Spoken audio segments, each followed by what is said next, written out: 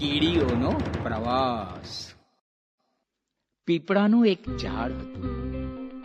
એ ઝાડની નીચે કીડીઓનું ગામ વસેલું હતું. એકવાર કીડીઓની સભા મળી.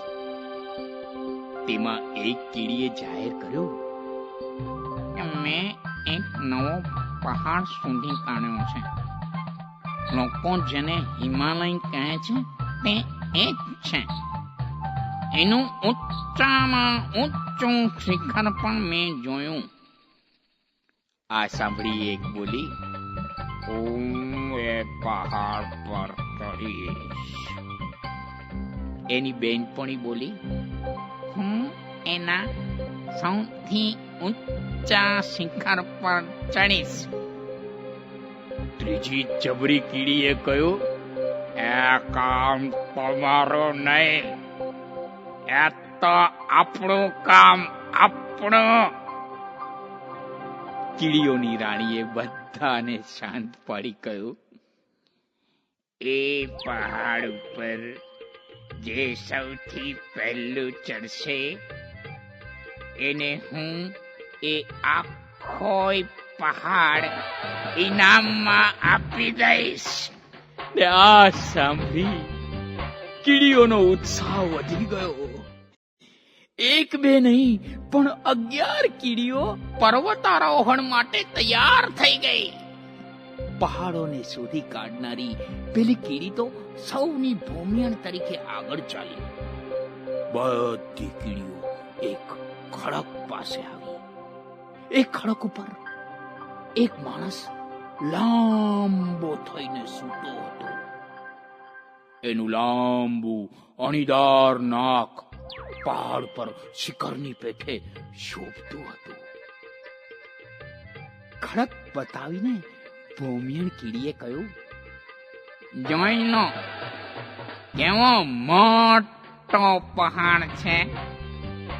લોકો જેને હિમાલય કહે છે તે આજ છે. પછી સૂતેલા માણસના નાક તરફ આંગળી ચીંધી એ કહે, પેલું ઊંચું ને અણીદાર શિખર દેખાય છે. બધી કીડીઓ એ જોઈને બોલી ઉઠી, અમે એ શિખર સર કરીશું. અમે એ શિખર સર કરીશું. બધી કીડીઓ એક બાજુથી ન ગઈ, સૌ જુદા જુદા રસ્તે ગઈ. પણ બધી બહાદુર હતી. પડવા ખડવાથી કોઈ બીતી નહોતી. ભૂખ તરસની એમને પરવા નહોતી. હવે તેઓ સૂતેલા માણસ પર ચડવા માંડી. એક કીડી સૂતેલા માણસના માથા પર ઉગેલું ભયાનક કેશવન પાર કરી એના કપાળના રણ પ્રદેશને ઓળંગી એના નાકની ટોચ પર પહોંચી ગઈ. એ બોલવા જતી હતી કે હું જીતી. ત્યાં તો એની હરીફ કીડી સૂતેલા માણસની ગરદનનો ઊંડો વિકરાળ ખીણ પ્રદેશ પાર કરી ગાલનો ચળકતો બરફ જેવો લીસો પ્રદેશ ઓળંગી નાકની અણી ઉપર આવી પહોંચી. એક કહે, હું પહેલી છું. બીજી કહે, હું પહેલી. ત્રીજી કહે, આ પહાડની માલિક હું છું. એટલામાં તો બીજી કીડીઓ પણ ત્યાં આવી પહોંચી. આમ કીડીઓએ અંદર અંદર માણસના નાકની માલિકીનો ઝઘડો શરૂ કરી દીધો. કોઈએ પગ ચલાવ્યો તો કોઈએ હાથ ચલાવ્યો.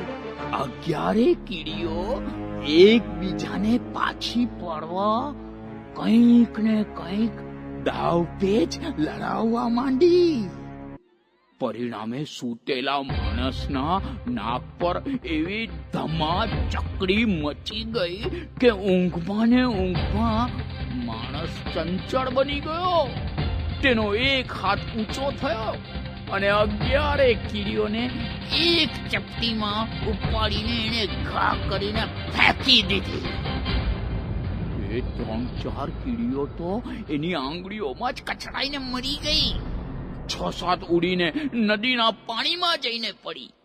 ને પાણીના વહેણમાં એ કીડીઓનું શું થયું તે હજી જણાયું નથી. માત્ર એક કીડી બચી. તે હવામાં ગોથા ખાતી ખાતી કીડીઓની રાણીના પગમાં આવીને પડી ને માંડ માંડ એ બોલી શકી, હું શિખર સર કરી આવી.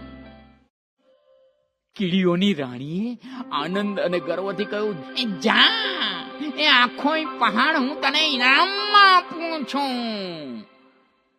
વિજયી કીડીએ કહ્યું, નથી જોઈતો મારે પહાડ, નથી જોઈતું મારે ઇનામ. મારું મારું કરીને લડવામાં 10 જાન ગયા અને હું તો મહાપરાણે બચી છું.